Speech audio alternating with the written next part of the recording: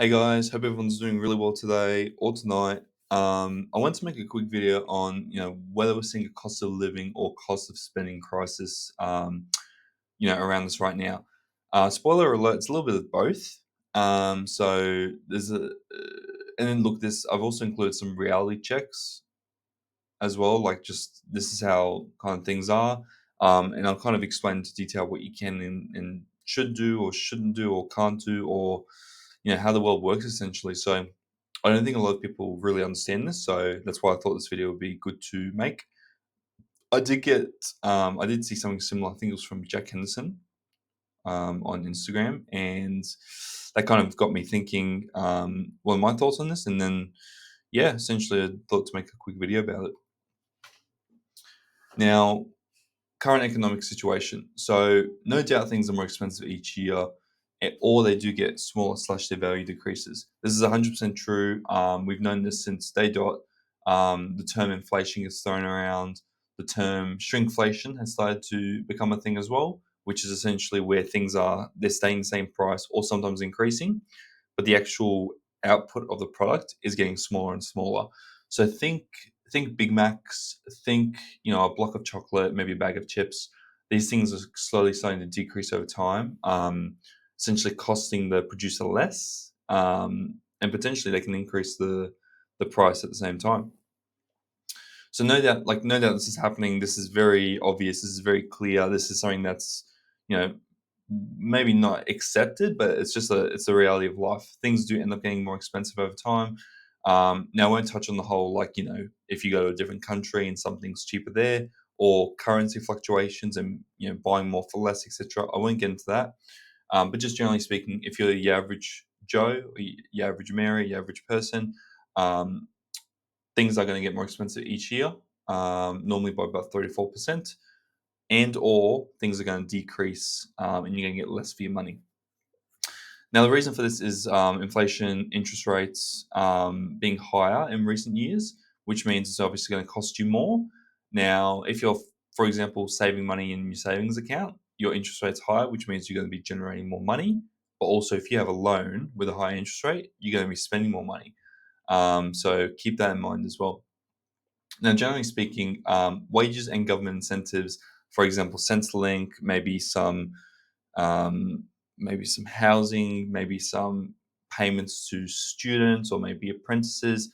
They don't really keep up with inflation that well. There may be at a job there might be a 4% increase each year, same as the government incentives. But when inflation's say 7, 8, 9%, and you do that for a few years, it generally doesn't keep up over the long run, and you see a big disparity to where I watched a video recently where people on youth allowance and apprentice payment packages from the government, they weren't able to afford rent because it's just not enough, which is quite interesting.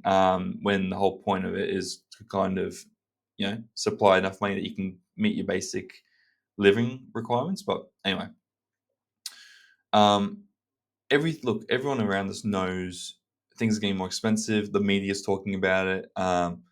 You've probably experienced it yourself at the grocery store, or when you're getting fuel, or when you're purchasing a new bag, some clothes. But you're also seeing from businesses as well. The increasing buy now, pay later. The fact that credit card profits are at its highest ever. More and more people are starting to move out to the country or take on remote work, so they could live at a cheaper location. Um, and make that money overseas or potentially a different area in the country. So people know things are getting tighter and tighter, and they're starting to either profit off it or target or look to address it in some way. Okay. Now, what are your choices, right? It's either to decrease your spending or increase your income. Now, for you, which is easier? It depends on you. I'd say generally speaking, decreasing your income, cutting non-essentials is going to be the quickest way. And then over time, you can look to increase your income. That's what I would generally advise, but we'll get into my situation in a second. The harsh reality. So costs for people will continue to rise each and every year, and the value of what you get, or shrinkflation, will start to occur as well. So you're getting less and less. That's just how it is. Again, like you could potentially, move overseas, or maybe arbitrage some currency opportunities, or just move somewhere lower cost, and that won't really affect you as much. But if you're staying in the same spot each and every year, this is the audience I'm really talking to with this. Now, what's really interesting is that businesses and investors, so for example, in property, all corporates can actually pass this cost onto the individual. So if you're renting, that's where you would see rent increases. If you're, potentially, let's just say it's costing more money to get packaging for some chips, it's likely that that chip company isn't going to just cop the cost. They're going to pass that on in a way to the consumer, whether through less food or through a more expensive price. Now, look, in back in the day, and this is a generalization, by the way, but things were more flexible back in the day. It's likely that you could have had a one parent working household, maybe multiple kids, with regular holidays. If you had an average job, right? No longer in those days. It's looking more like you need two people in the house to work, and saving quite consistently and being smart with your money. And then also potentially, you might be able to get that holiday a year overseas somewhere. So it's definitely different, but that's just the reality of it. Again, lots of other options in terms of arbitraging different opportunities, but just for the average person. Now, obviously, as they have changed, right, you can either make more money or decrease your lifestyle to fit your income. Now, this is kind of just what I said before. You have either option, and you can actually do both at the same time, which is what I ended up doing. So that's decreasing, costs to not having a car, maybe moving back in with your parents, buying a cheaper iPhone, buying used technology if you do need technology. If you see my previous video, this is all used. This isn't anything new. My MacBook was $300, when it's probably worth well over that. And not buying food when you go out unless it's like a really special occasion. Um, and then, yeah, when it comes to making income, making sure you're investing, you're being competitive if you were to move jobs, you know how to negotiate, you start a side hustle. There's a million different ways you can do it, but doing both just really, really sets you apart. And that's what I've done personally, and I wouldn't go back. It's been really great for me. So, like I said, just being very intentional with what I do. Don't spend too much money. Try to conserve money, at least for a few years. Just almost hold on to it a little bit. Have a more protective mindset over it. And look, something will give. Something has to give, obviously, because if you're in your 20s and you're supposed to be enjoying your life, doing this isn't ideal. But also, I'd prefer personally 5 years of not the best money situation for 50 years plus of a really good financial situation. But that's just me personally. I do buy used, like I mentioned. I use all the benefits for my job. So, for example, any kind of additional super contributions. If they're having Friday night drinks, you'd rather go out and drink at work versus going out to a bar. They also have lots of food available, which is great. And yeah, just as well, work resources can also be used if needed. Like work has a lot of things.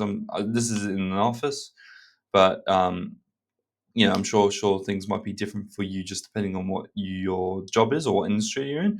But I'm sure each job would have its own benefits, and being able to utilize that could be really good. And yeah, just investing smart. Not all, but 95% of my net income is actually invested and focused on generating further income. I've also gone to the whole tax thing, and being really, really optimizing my situation. So I won't get too much into that in this video, but just being really intentional with how you make money and how your money is working for you will make a really big difference in your life. Yeah, it's not easy, but in my opinion, it's a well worth it sacrifice. It would just set you up so far. So that's what I ended up doing.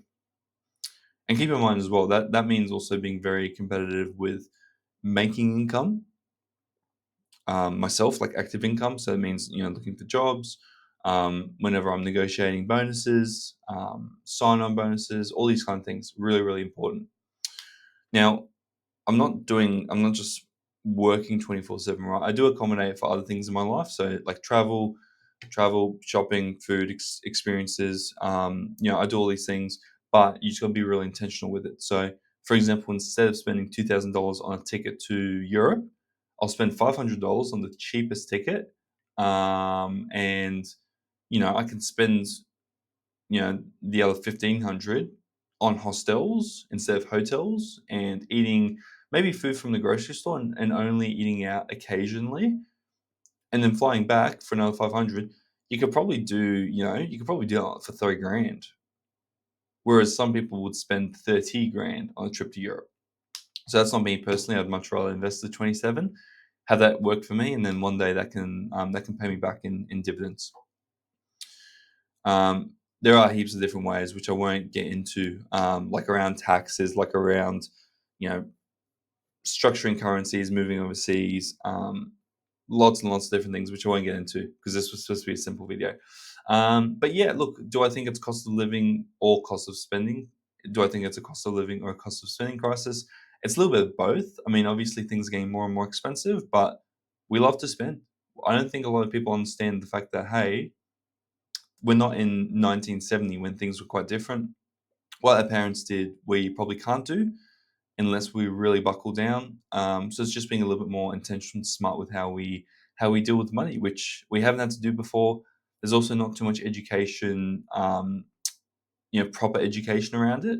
So yeah, it's a little bit of both. Okay, if we can do better to spend less, and also do things to increase our income to address or at least match the cost of living crisis, I think we'll be in a really good spot. So yeah, hopefully you guys have enjoyed the video. If you have any questions, let me know down below. But otherwise, I'll see you guys in the next one. Peace.